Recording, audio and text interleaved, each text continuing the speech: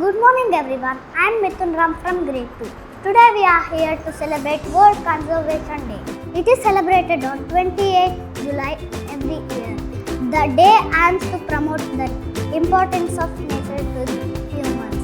The nature gives us everything to live healthy living.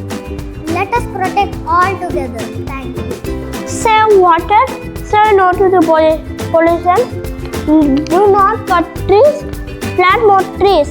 I am a tree. Do not cut me. I give you oxygen.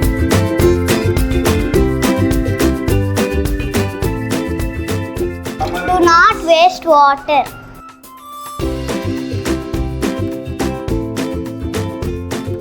Don't use plastic bag. Use cotton bag.